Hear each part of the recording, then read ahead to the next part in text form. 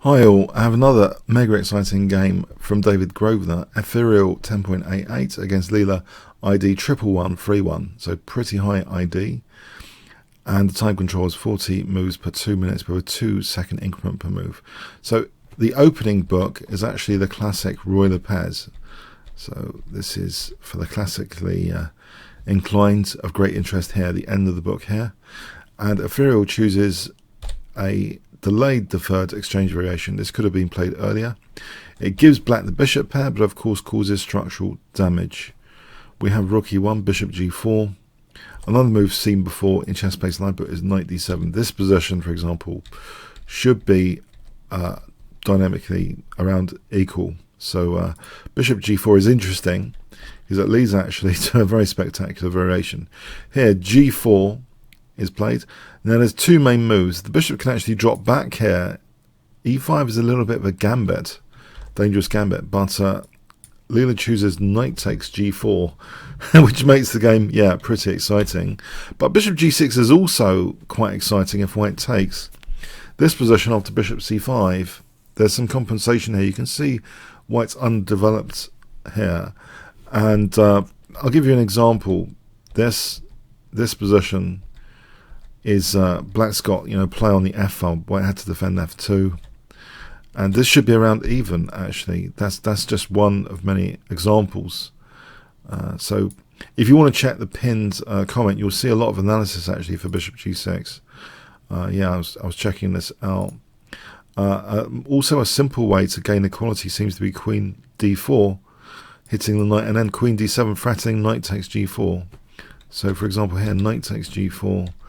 This variation is also pretty exciting and can actually end up being dynamically balanced. But you can see it's very, very dangerous for white to grab the e5 pawn. So, I mean, there's other options anyway. White can actually just play a bit quietly instead. So let's go to the game continuation. Knight takes g4. HG, bishop takes. So white plays now queen e2.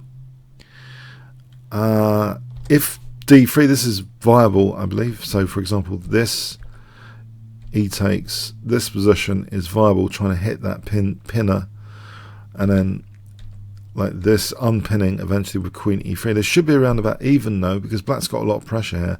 There should be some dynamically dynamic compensation, so equal chances, I would say. So anyway, queen e2, black castles, queen e3, so similar sort of idea to unpin. Bishop d6, protecting e5 now, because that knight was being unpinned. Knight c3, and now f5, so trying to put that pressure on the f file. E takes.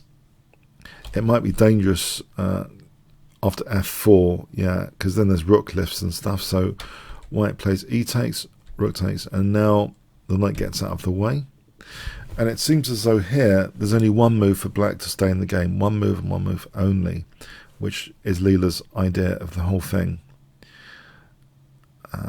So it's e4, giving up a second piece or the pawn. White takes the second piece. Taking the pawn, say with the queen, is a bit dangerous. Check, check, check, more than dangerous, getting mated here. Taking with the knight instead, taking check, check, bishop f3 check. This is going to end up being good for black with a big advantage here. That pawn's crashing through. So yeah, there's not too many ways. Taking on e4 seems to be overall a bad idea here. So taking the piece seems a better choice. Queen h4. We have queen takes e4 here now. So only two pieces down so far. Rook g5. Check. And now, yeah, Ethereal was a bit greedy. Goes to win a rook now after check. Now this forces bishop f8 actually, because if taking, then yeah, black's getting mated on the back row. Yes, that's unfortunate. So yeah, has Leela really miscalculated this? The queen, you could say in Siberia, but is pinning the bishop. So just for this moment, the queen side is not very developed. So Leela has the king's attention for a few minutes. Or a few moments. Rook takes g4 is the correct way to play now. Rook takes g4. If queen takes g4, which Leela didn't play, then actually it starts to look totally lost here after the check, knight e2. This position is pretty hopeless. White could even sack the queen here. Otherwise, in fact, there might be some sort of perpetual check anyway. Check and check. If the queen went, well, let's grab the b7 just to show this position. I think there's a perpetual, which is slightly embarrassing. But white can avoid that perpetual by just snapping off this rook and playing this position, and white would have a big advantage here. So Leela plays basically the only way to follow this up. Rook takes g4. Rook f4, threatening the mate in one and protecting the bishop from the queen on a8. Now we have check, and the only move again to stay in the game, black's only move, otherwise black's totally busted it seems. Leela finds it. It's pretty forcing. It's c5. So the idea here is to threaten c4 and queen f3. So just to give you a ridiculous move, c4 check and queen f3 is the idea. So white actually parries this, believe it or not, with taking, because that covers the f3 square now. c4 check is played anyway, king e3, and now, again, this is like a wild goose chase, but losing lots of bits in the process. Bishop c5 check, giving up the rook. Yeah, f3's covered now, so yep, it's up to the queen and the bishop and maybe these pawns now to sort of do something constructive here. Queen h4 check, and now king f3 is played. Intriguingly, let's have a look at some options here instead of king f3. King e5, check, check, check, check, check. This should be around about even, actually. It seems as though there's enough check potential to have a perpetual check. If white was greedy taking h5 around about here, then check, and then bishop takes f2, and we see actually the queen and bishop coordinating for a checkmate there as an example. So white has to tread a little bit carefully in this position.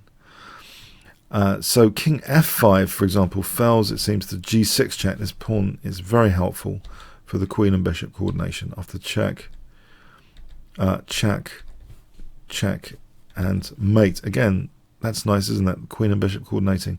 A happy ending after king f5 for Leela. So, yeah, check out the interactive PGN in the pinned comment of this video. You'll see that actually, yeah, white has to tread a bit carefully. It looks as though it's ridiculous to give up f2 with check, but you know, check out those other options. So queen takes f2 check, queen g2 check now wins the queen, which seems a bit unfortunate. So king f4, but the queen, it's not wise to take it. This is not the right moment. There's a more effective time to take it than this moment, because white's got this glaring rook e8 check and mating. So sometimes it's the timing of taking things, and it's better to throw in g5 check here. Much better to throw in g5 check, which gives the king an escape square. The king goes to e5, and now taking the queen. Okay, but taking the queen is still, you know, white's got a load of material here, materially up. Two rooks, in theory, balance the queen, bishop and knight. In theory, white's a piece up. We have knight e4, hitting the bishop. Nice central knight, bishop f8. And now a4, check, king e6. Queen c8 check, king d5. And now g4. And here, curiously, Ethereal blunders, it seems. This is a relative blunder. Now, there does seem to be at least one or two or even three or four moves which all keep equality according to Stockfish 9. Ethereal played knight g3. According to Stockfish 9, rook a3 should even be even. I'll give you an exotic example. Well, h5 here, where this is a big advantage to white actually. Black has to be careful about how to manage the pawns, but check should be around about even technically. So yeah, rook a3, or there's also king takes c4. That should be technically equal, or d4 or d3. Now c3 might not be the best, apparently because of check, and then h5. Apparently black's got a technical advantage. Rook e2, here a5. Apparently black can get a small technical advantage after h5 here. So, but the way Ethereal played here with knight g3 is a suspect move. Maybe I'll contact the author of the engine via the TSEC online chat. He's actually a forum moderator as well, if you go on to TSEC Live. But yeah, how did Ethereal manage to play this move? Maybe later versions or a deeper analysis would avoid this, because it seems here now actually black gets into the driving seat after this with h5. Two connected passed pawns, that potential, and this pawn has immunity. If takes, then check, and then actually better than taking the knight is to play this position with c6 check, and then taking the knight, and black should end up being better here. So yeah, there's variations which are very dangerous now after h5 for white. It seems as though black's in the driving seat. Knight e4, yeah, the two connected passed pawns just get dangerous. For example, like this, black's got an advantage. So Ethereal seems to have slipped up. Maybe it's the fast and furious time control, I guess. So king c6, h4. So we've got the two connected passed pawn aspect, which we've seen Leela before handle very well. Knight h5, check, check. And now bishop d4, and actually the bishop and queen start coordinating again. So queen c5 to take the knight, for example, now is on the cards. Knight f4. We have now h3. Yeah, it's white's a little bit overstretched given the pieces are sort of in the box still. Check. Rook e2, check.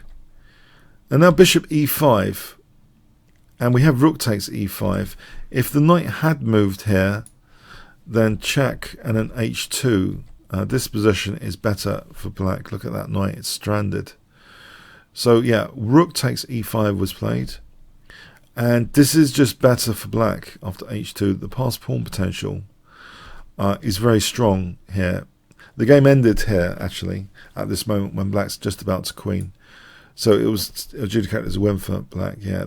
It's taking the rook off, and then we can sort of win another piece with the other pawn soon, as an example. And then that's just hopeless. It's just hopeless for white. So, yeah, it seems as though white blundered on this fast and furious time control. I believe the pattern will be that Leela's intuition will show fantastic results on the faster time controls more and more against even the top engines in the world. And I think some people are skeptical that that doesn't scale up, but in fact Leela scales up perfectly well, much more better in fact than the traditional engines in my view. So the performance on these fast and furious games are indicative of a really increased strength, which will in my view translate to longer time controls, and it doesn't matter if opponents have 43 cores. I believe Leela is going to be in one of the top spots in the next TSEC. So increasingly promising results are being posted to the Leela Chess forums, which I urge you to check out as well. But this is just, yeah, this is a fun encounter, I thought, and I hope you enjoyed it. Comments, questions, likes, shares appreciated. Thanks very much.